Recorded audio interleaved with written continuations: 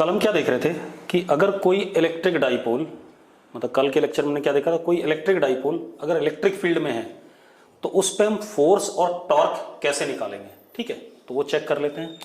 मान लो electric field इस जगह पे ऐसे है ई वेक्टर, और ये हमारा पी वेक्टर है डाइपोल। ठीक है, इतनी बात। अब इस डाइपोल पे फोर्स कितना है और टॉर्क कितना है कैसे पता चलेगा। ठीक है, तो सबसे पहले हम बात करें किसकी, पोटेंशियल एनर्जी की, डाइपोल की associated with this electric field, that is minus P dot E.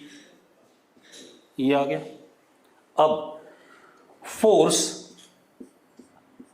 Is simply electrostatic force, simply क्या होता है, minus d U by d r, minus d you by d r. ठीक है, इतनी बात। तो अब अगर मैं u की वैल्यू डालता हूं यहां पर, तो ये माइनस और ये माइनस मिलके क्या हो जाएगा, प्लस हो जाएगा। तो F electrostatic is equal to d upon D r of what, P dot E। अब डाइपोल मोमेंट तो फिक्स ही है, वो तो एक सिस्टम था, वो फिक्स सिस्टम है, तो P कांस्टेंट है, बाहर आ जाएगा। तो F electrostatic is equal to P, direction भी बताऊंगा, डॉट DE अपॉन DR। ठीक है, इतनी बात। अगर आप R के रिस्पेक्ट में डिफरेंशिएट करते हैं, ठीक है, इतनी बात, तो आपको क्या मिलेगा, इलेक्ट्रोस्टैटिक फोर्स। इसी तरीके से अगर आपको टॉर्क निकालना है इसके ऊपर, तो torque is minus d you by D theta, क्योंकि माइनस टाउ डी थीटा क्या था, चेंज इन पोटेंशियल एनर्जी था। ठीक है, तो अब टाउ इज इक्वल टू ये माइनस और ये माइनस क्या हो जाएगा, प्लस, तो क्या हो जाएगा, D upon D theta P dot E. तो tau is equal to P dot D E upon D theta. ये हमारे पास क्या आ गया, टॉर्क आ गया। ठीक है, अब हम क्या करेंगे, अब हम क्या करने वाले हैं, अब हम डिफरेंट इलेक्ट्रिक फील्ड्स में डाइपोल को रखेंगे और उस डाइपोल पर क्या देखेंगे, हम फोर्स देखेंगे और टॉर्क देखेंगे। ठीक है, इतनी बात क्लियर है। चलो अब कर लेते हैं पहला क्वेश्चन। हाँ, फोर्स ऑन इलेक्ट्रिक डाइपोल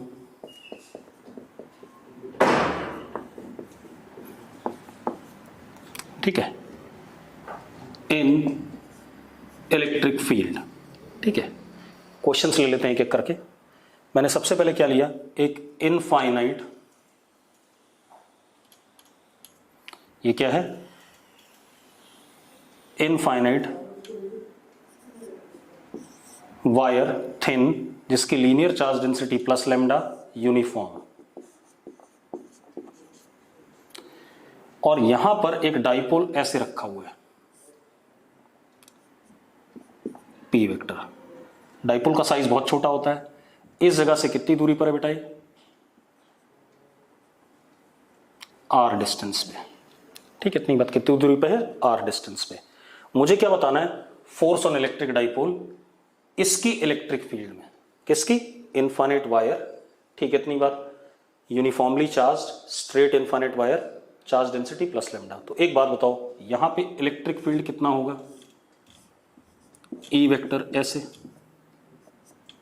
हाँ या ना, इलेक्ट्रिक फील्ड ऐसे होगा ई वेक्टर, और ई वेक्टर कितना होगा बेटा, वो भी देख लो, ई का मैग्नीट्यूड होगा lambda upon 2 pi epsilon naught r, क्योंकि इनफाइनाइट वायर है, उसकी वजह से इलेक्ट्रिक फील्ड क्या होती है, वायर के परपेंडिकुलर नॉर्मल, और कितनी, lambda upon 2 pi epsilon naught r. पक्का पता है, क्लियर है।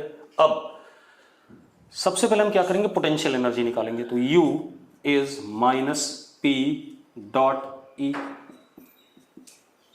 P और E के बीच में एंगल क्या है, 0, तो U comes out to be minus p lambda upon 2 pi epsilon naught are.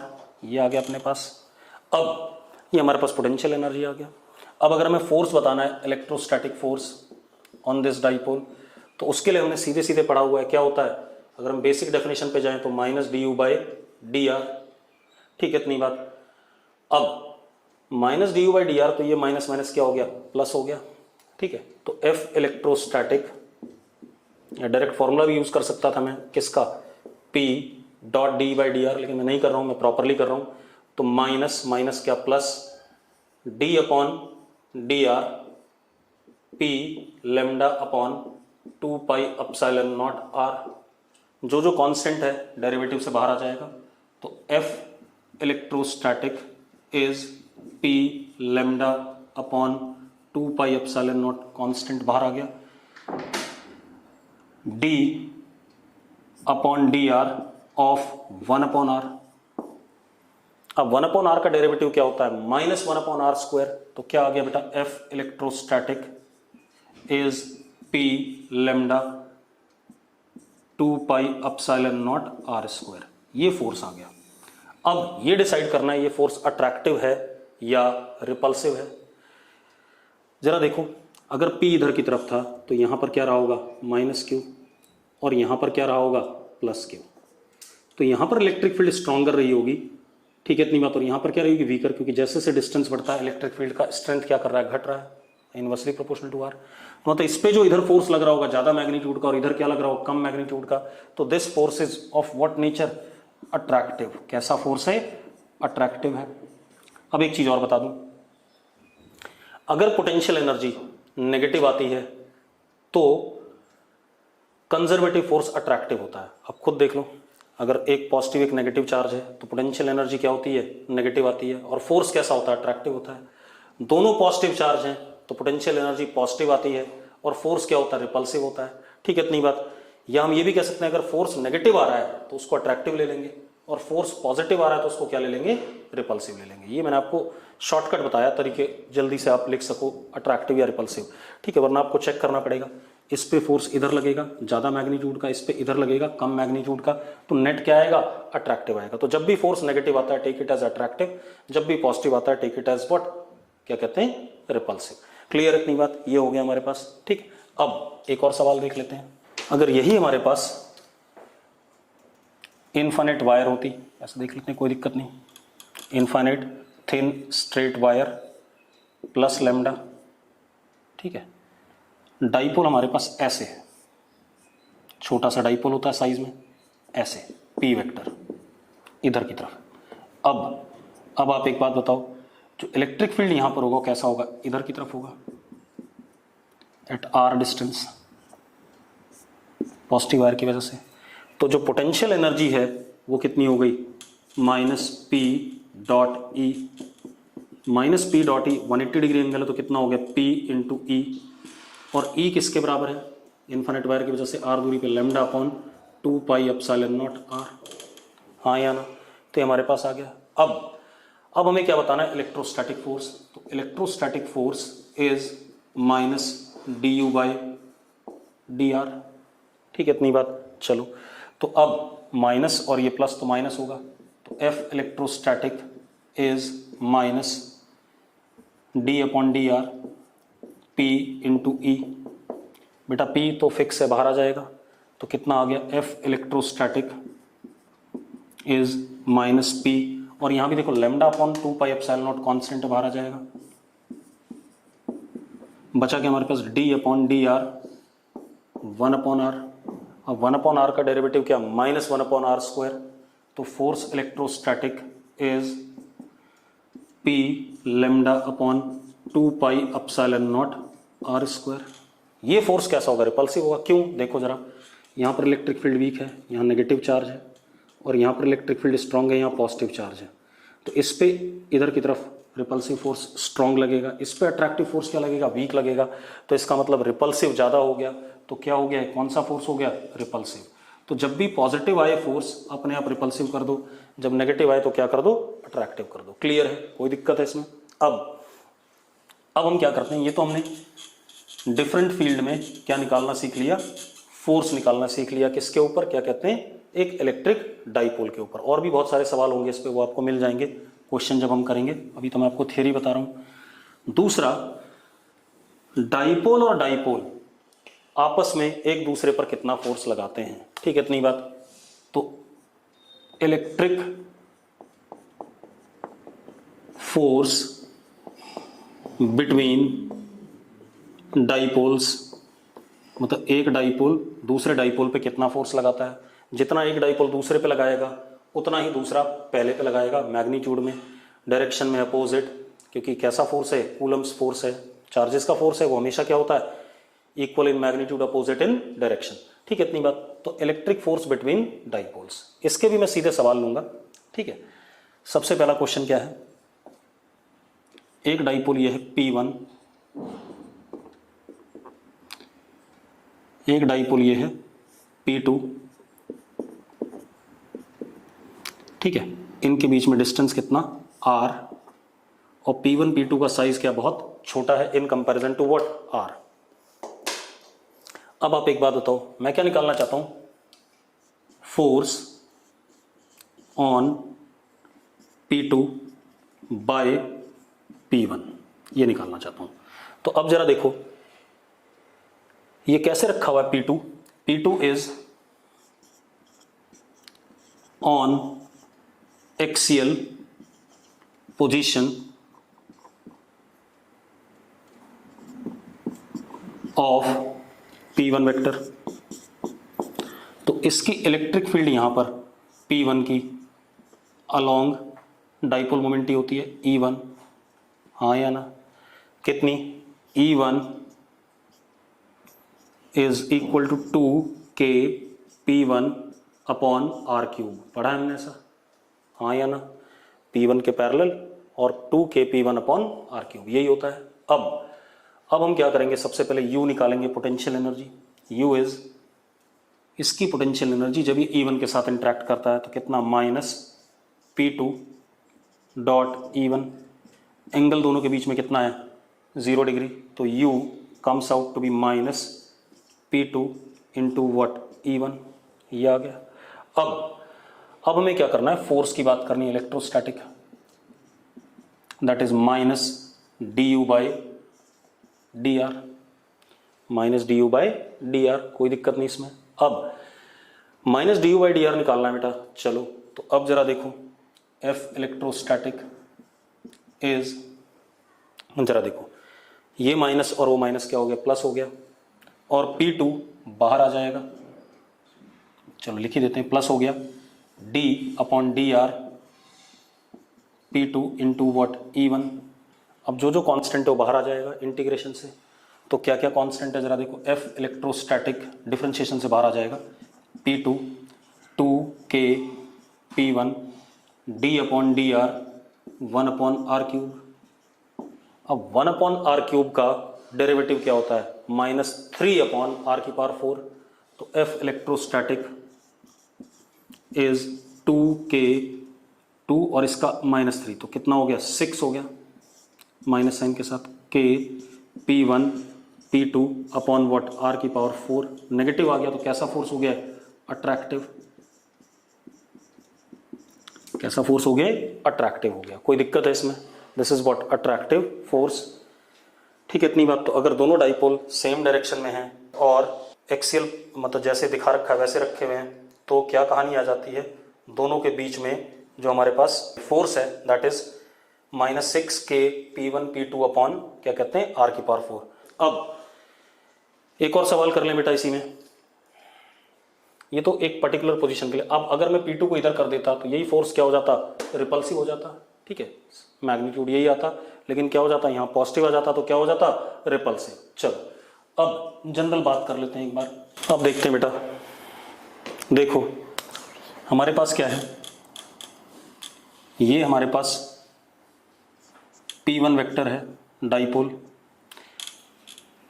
और इससे थीटा एंगल पर यहां पर P2 वेक्टर है, कितने डिस्टेंस पे, R दूरी पे। ठीक है, मुझे क्या बताना है, force on P2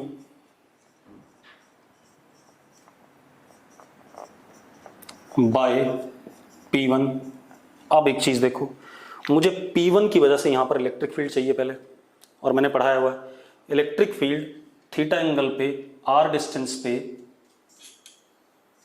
eight an angle alpha होती है और E1, ऐसे होती है। अब मैं E1 का मैग्नीट्यूड आपको पिछली क्लास में निकलवाया था मैंने, और ये अल्फा भी निकलवाया था अगर आपको याद हो तो E1 का मैग्नीट्यूड क्या था, K P1 upon r cube under root 1 plus 3 cos square theta. ये था या नहीं था, हाँ या ना। और tan अल्फा कितना था, tan alpha was half tan theta. ये हमारे पास क्या आ गया, E1 का मैग्नीट्यूड और E1 वेक्टर और P2 के वेक्टर के बीच में एंगल आ गया। अब मुझे U निकालना है, potential energy of P2 associated with E1 कितना होगा, माइनस P2 डॉट E1, हाँ या ना। तो U इज इक्वल टू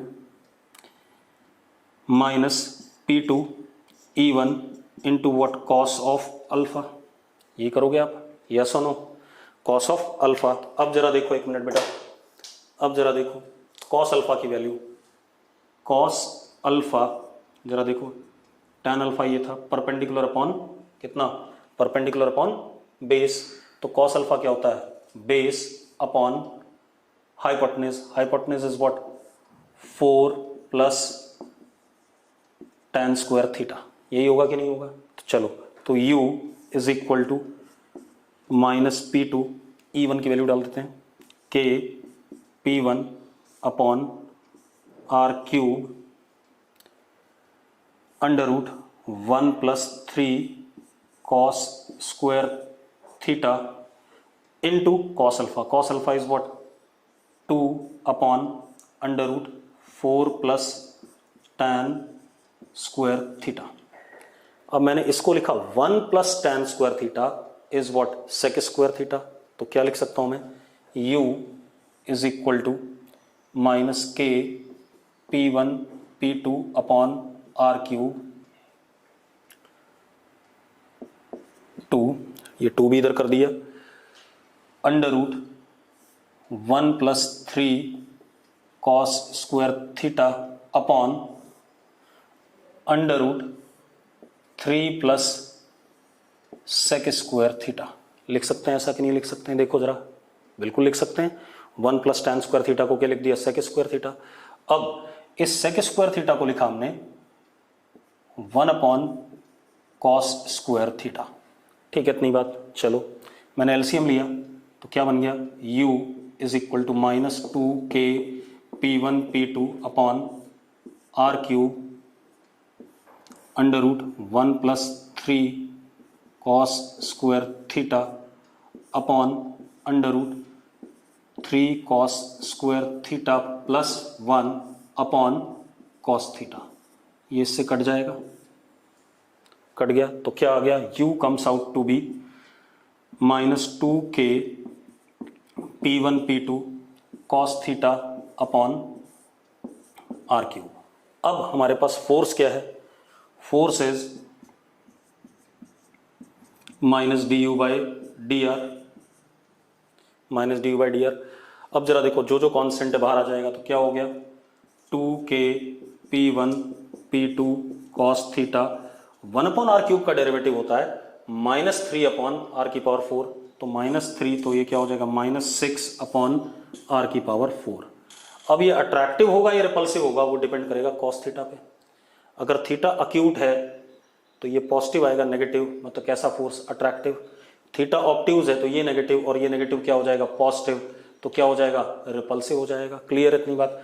तो आप थीटा की वैल्यू के बाद ही बता पाएंगे कि ये फोर्स अट्रैक्टिव होगा या रिपल्सिव होगा, that depends upon value of this theta. अगर अक्यूट एंगल है तो अट्रैक्टिव और ऑब्ट्यूज एंगल है तो रिपल्सिव। क्लियर इतनी बात, कोई दिक्कत है इसमें, किसी को कोई दिक्कत हो तो अभी बता दो मुझे, ठीक। चलो अब आगे स्टार्ट करते हैं। तो हमने क्या क्या पढ़ लिया, हमने एक तो कूलम्स लॉ पढ़ लिया, चार्ज की प्रॉपर्टीज पढ़ ली, चार्ज के बारे में पढ़ लिया, उसके बाद हमने इलेक्ट्रिक फील्ड पढ़ा, उसके बाद हमने इलेक्ट्रोस्टैटिक इंटरैक्शन पोटेंशियल एनर्जी पढ़ी, इलेक्ट्रोस्टैटिक पोटेंशियल पढ़ा, ठीक है इतनी बात। उसके बाद हमने कुछ motion of charge particle in electric field हमने पढ़ा। उसके बाद हमने क्या पढ़ा, इलेक्ट्रिक डाइपोल। अब थोड़ा सा हम अलग बात करते हैं, अब हम पढ़ते हैं इलेक्ट्रिक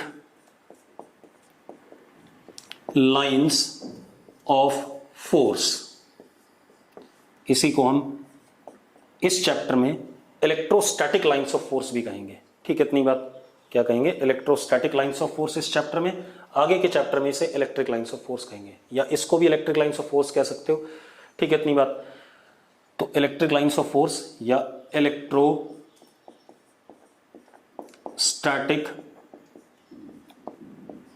लाइंस ऑफ फोर्स, ठीक है, मैं शॉर्ट फॉर्म में इसको क्या कहूंगा? ELOF, electric lines of force या ELOF। अब मैं करने वाला क्या हूं बेटा, ध्यान सुनो। इलेक्ट्रोस्टैटिक लाइंस ऑफ फोर्स या ELOF, ठीक है। अब हम करेंगे क्या, देखो एक मिनट। क्या चीज है?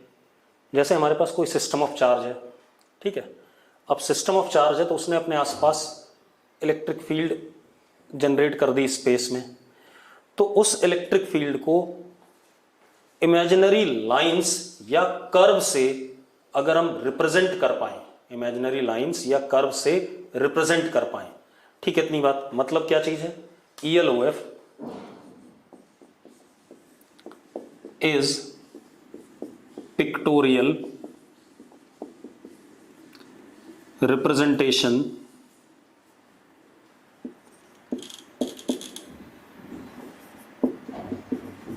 of electric field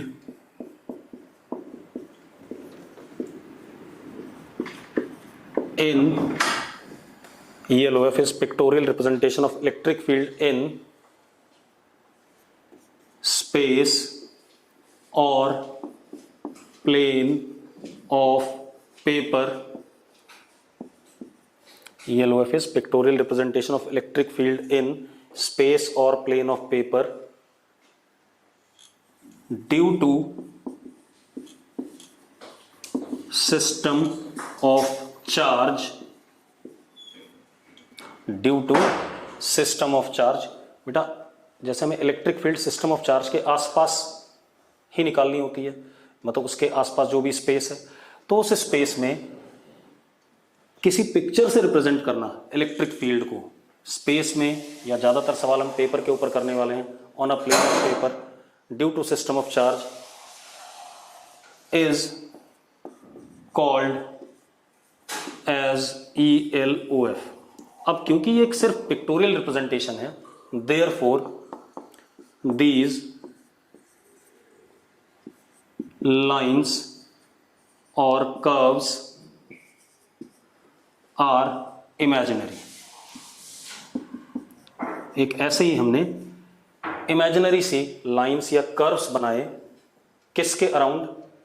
system of charge के अराउंड, स्पेस में, जो स्पेस में उस सिस्टम की वजह से इलेक्ट्रिक फील्ड की डायरेक्शन और इलेक्ट्रिक फील्ड के मैग्नीट्यूड के बारे में कमेंट करेंगे। ठीक है, इतनी बात। एंड दीज लाइंस और curves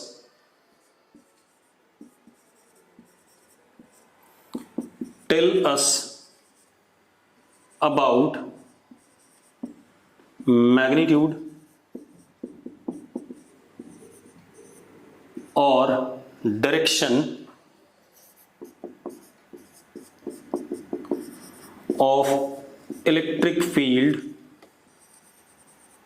due to system of charge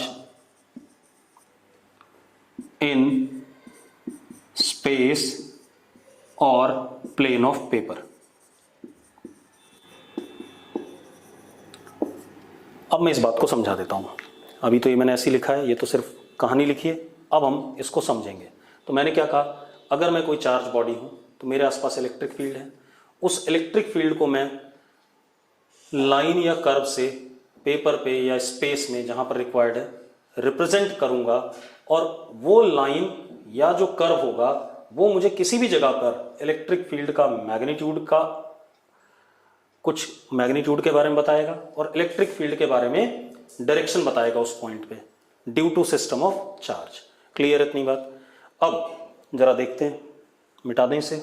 जैसे एक छोटा सा एग्जांपल ले रहा हूं, जैसे ये एक पॉइंट चार्ज है सपोज +Q। तो एक बात बताओ,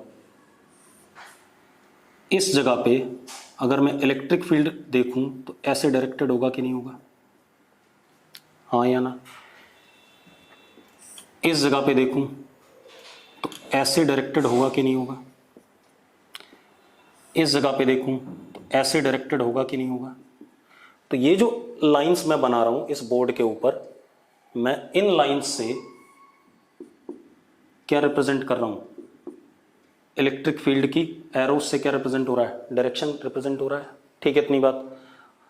मैग्नीट्यूड कैसे रिप्रेजेंट होगा वो भी देख लेते हैं बेटा। आप एक बात बताओ, ये प्लस क्यू है,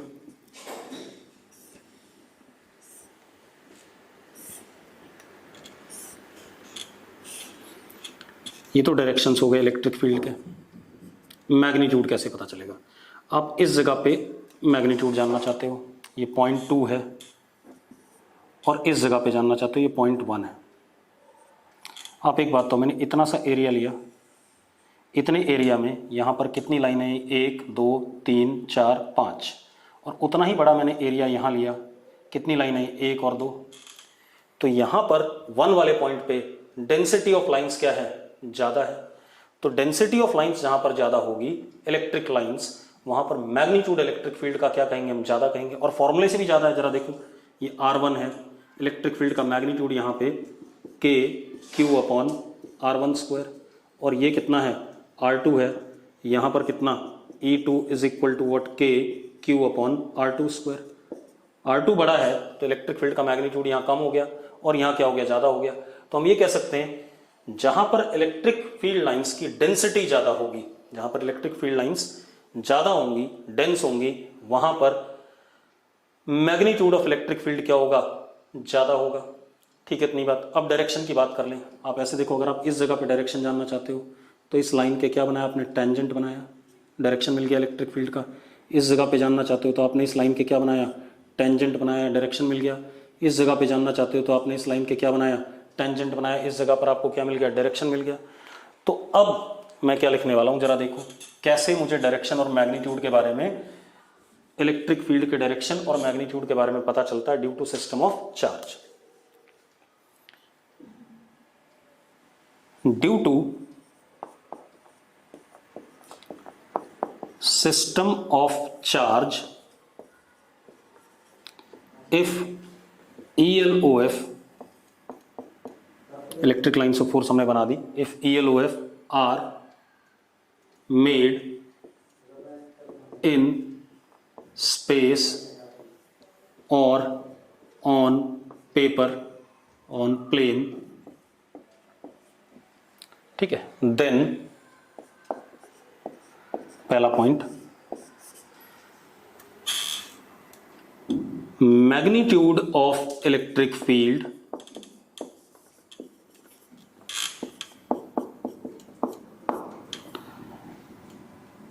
at any point in space or on paper is directly proportional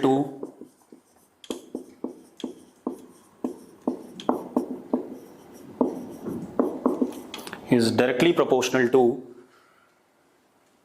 density of electric lines of force। जहां डेंसिटी ज्यादा होगी वहां मैग्नीट्यूड ज्यादा होगा, जहां डेंसिटी कम होगी वहां मैग्नीट्यूड कम होगा। दूसरा point, at any point on ELOF tangent drawn on ELOF gives direction of E vector at any point on ELOF, tangent drawn on ELOF gives direction of E vector at that point due to system of charge.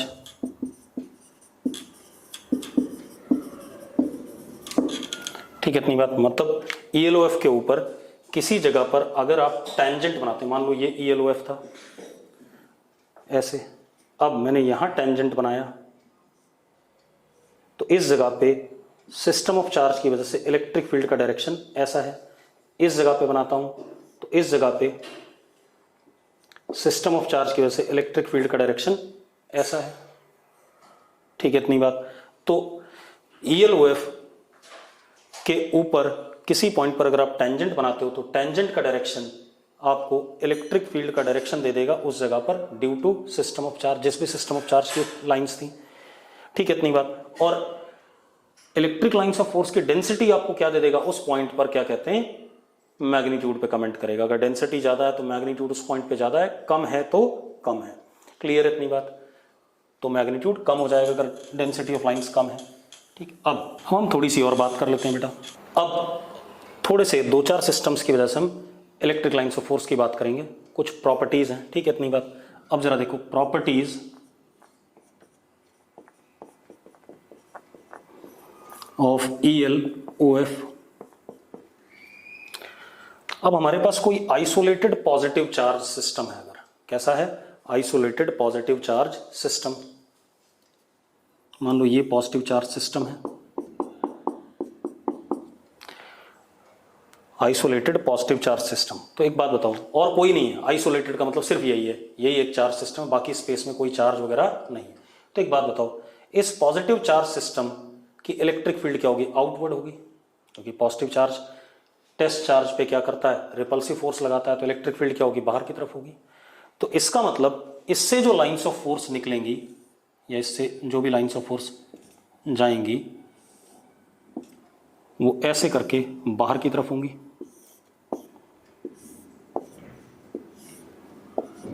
और बाहर की तरफ होंगी, और कहां पर खत्म होंगी, एट व्हाट,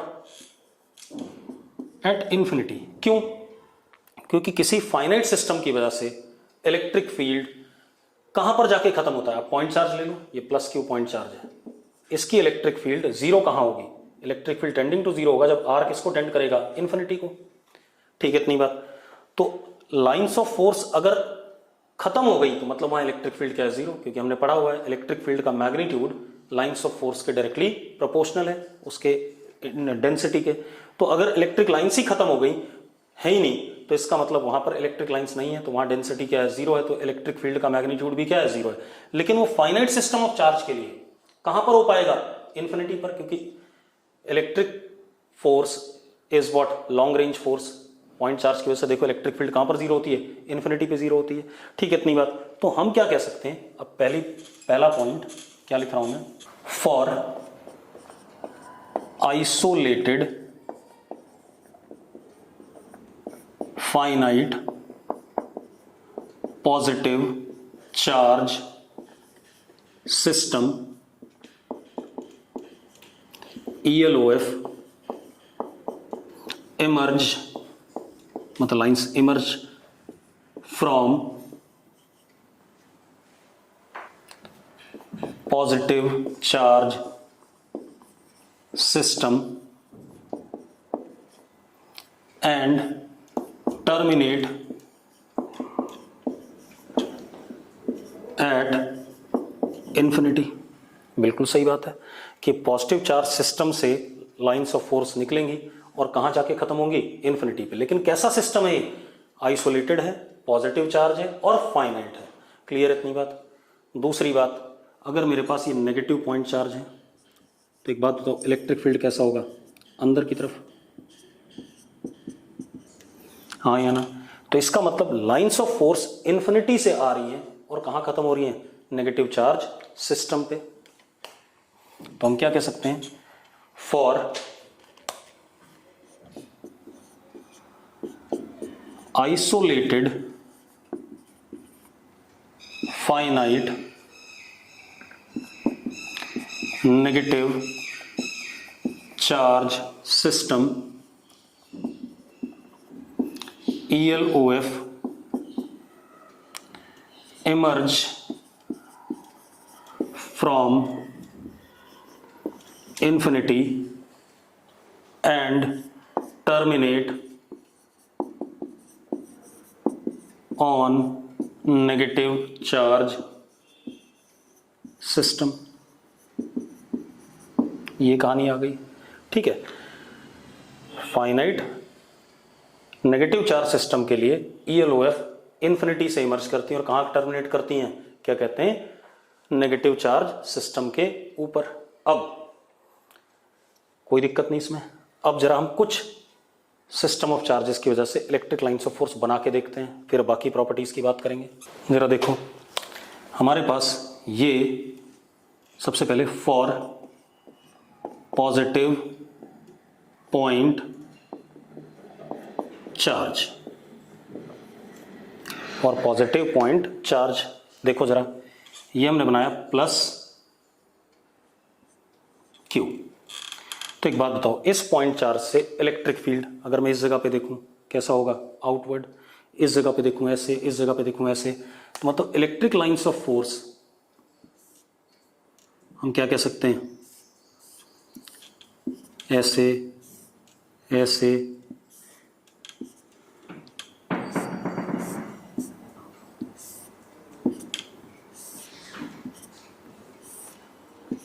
ऐसे निकलती जाएंगी और कहां खत्म होंगी, जाके इन्फिनिटी पे, इधर भी।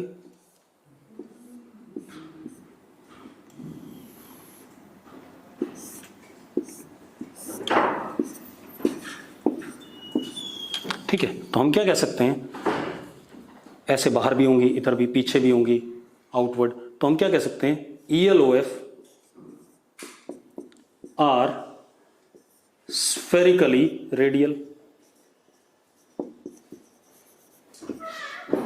Spherically radial. स्फेरिकली रेडियल मतलब ये पॉइंट चार्ज है, ऐसे ऐसे ऐसे हर डायरेक्शन में, तो स्फेरिकली रेडियल। ठीक है, अब for negative point charge,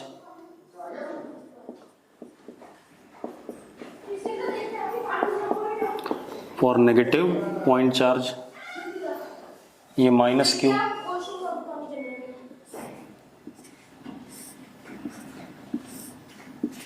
infinity से स्टार्ट होके कहां खत्म हो रही हैं, इस नेगेटिव पॉइंट चार्ज के ऊपर। स्फेरिकली रेडियली आउटवर्ड कहेंगे हम इसे, क्या कहेंगे, स्फेरिकली रेडियली आउटवर्ड। और इसको क्या कहेंगे हम, इसको कहेंगे स्फेरिकली रेडियली इनवर्ड। ये सुनो, अब एक और देखते हैं बेटा। अब ऐसे देखो, मेरे पास एक इनफाइनाइट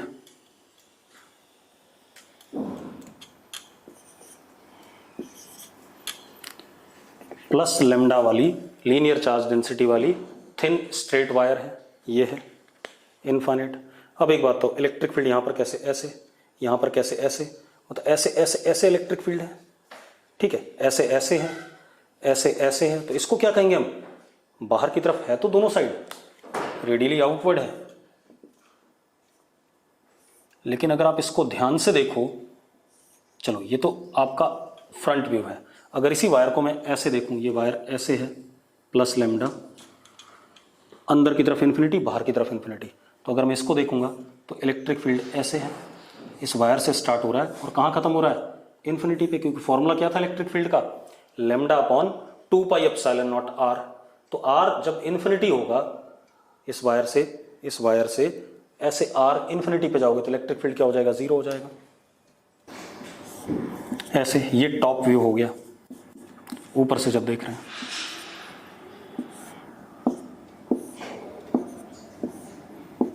तो इसको हम क्या कहेंगे, इसको कहेंगे हम सिलिंड्रिकली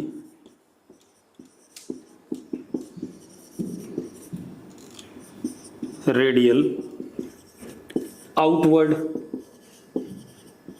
सिलिंड्रिकली रेडियल आउटवर्ड। क्लियर है इतनी बात। अब अगर यही हमारे पास क्या हो जाए, माइनस लेमडा हो जाए बेटा, तो एरो किधर हो जाएंगे, अंदर हो जाएंगे।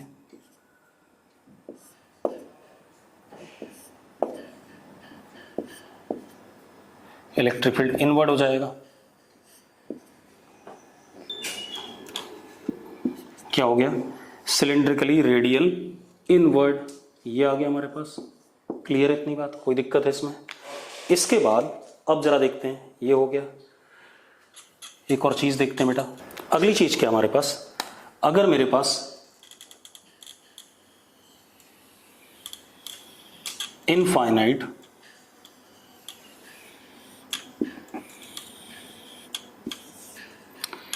Uniformly charged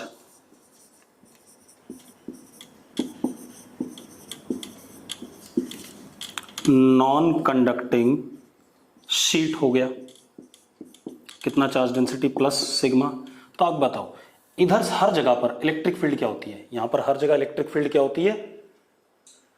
uniform. कितनी होती है इलेक्ट्रिक फील्ड यहां पर? इधर यूनिफॉर्म इस डायरेक्शन में, और कितनी? ई सिग्मा अपॉन 2 एप्सिलॉन नॉट। और इधर भी यूनिफॉर्म इस डायरेक्शन में, ई सिग्मा अपॉन 2 एप्सिलॉन नॉट। अब एक बात बताओ बेटा, अगर इलेक्ट्रिक फील्ड का मैग्नीट्यूड यूनिफॉर्म है, मैग्नीट्यूड क्या है? यूनिफॉर्म है, तो इसका मतलब डेंसिटी ऑफ लाइंस हर जगह क्या रहेगी? सेम रहेगी। तो यही बोला था मैंने कि magnitude of electric field is directly proportional to what? Density of electric lines. ठीक है, तो अगर मैग्नीट्यूड सेम है तो डेंसिटी हर जगह क्या रहेगी? सेम। दूसरा, इधर यूनिफॉर्म है, डायरेक्शन इधर है हर जगह, और इधर यूनिफॉर्म है, डायरेक्शन इधर है। तो हम क्या करते हैं, देखो एक मिनट, मैंने क्या करा,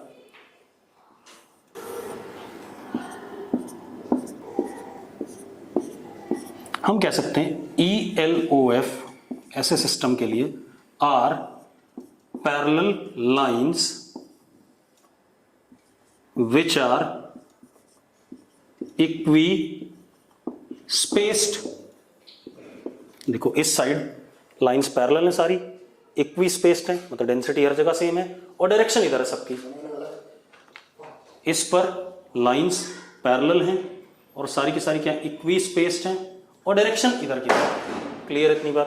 तो ये क्या कहानी हो गई हमारे पास? लाइंस आर क्या कहते हैं, अगर यूनिफॉर्म इलेक्ट्रिक फील्ड है तो ELOF are what? Parallel lines which are equispaced, और डायरेक्शन एक पर्टिकुलर डायरेक्शन में। ठीक है इतनी बात? अब एक और चीज देखते हैं बेटा, मिटा दें इसे। एक प्रॉपर्टी और लेते हैं, बहुत सारी प्रॉपर्टी हैं, अगले लेक्चर तक चलेगा बेटा ये। ठीक है, अब आते हैं हम किस पे? अगली प्रॉपर्टी, ELOF कॉन्ट्रैक्ट longitudinally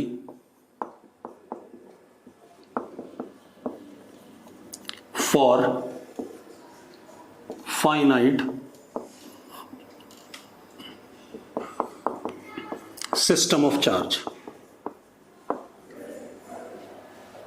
या सबके लिए हो जाता है, कुछ जगह नहीं होता। कॉन्ट्रैक्ट लॉन्गिट्यूडनली, इसका मतलब क्या है? आप ऐसे देखो बेटा, ये मेरे पास एक प्लस क्यू चार्ज है, पॉइंट चार्ज, ऐसा लिख दिया हमने। इसकी इस डायरेक्शन में इलेक्ट्रिक फील्ड ऐसे ही होगा,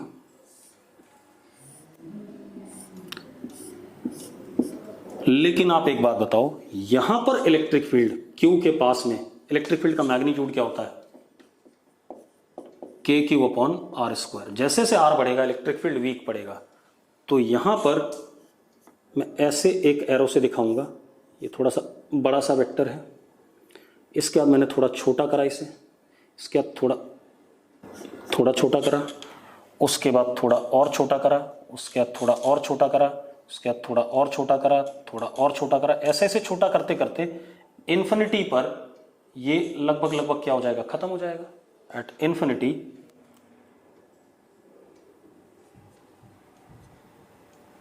खत्म ही हो जाएगा। ठीक है इतनी बात? तो इलेक्ट्रिक फील्ड का मैग्नीट्यूड लॉन्गिट्यूडनली क्या कर रहा है? कॉन्ट्रैक्ट कर रहा है, ये कह रहे हैं हम। क्लियर इतनी बात? तो यही बात मैंने बोली आपसे कि magnitude of electric field contract longitudinally. ठीक है, हाँ इनफाइनाइट नॉन कंडक्टिंग शीट वाले में कोई कॉन्ट्रैक्शन नहीं होगा। लेकिन एक बात बताओ, अगर ये प्लस लैम्डा वाला है इनफाइनाइट, इसमें भी हो रहा है बेटा, जरा देखो, यहाँ पर इलेक्ट्रिक फील्ड का मैग्नीट्यूड बड़ा था, आगे चल के थोड़ा सा क्या हो जाएगा? छोटा, उसके आगे चल के और छोटा, उसके आगे चल के और छोटा, उसके आगे चल के और छोटा, क्योंकि 1/r है। ठीक है, इतनी बात।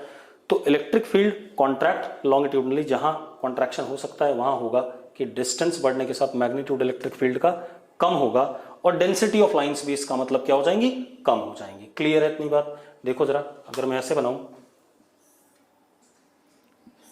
तो जरा देखो, जैसे जैसे दूर जा रहे हैं डेंसिटी ऑफ लाइंस क्या हो रही है, कम हो रही है, तो अपने आप इलेक्ट्रिक फील्ड क्या पड़ रही है, वीक पड़ रही है। उसको मैंने ऐसे दिखा दिया, बड़ा एरो, छोटा एरो, छोटा एरो, छोटा छोटा और छोटा, फर्दर छोटा, ऐसे होता रहेगा। क्लियर इतनी बात? अब आज का लेक्चर हम यही रोकते हैं, क्योंकि प्रॉपर्टीज अभी हमें कल भी करनी है। ठीक है,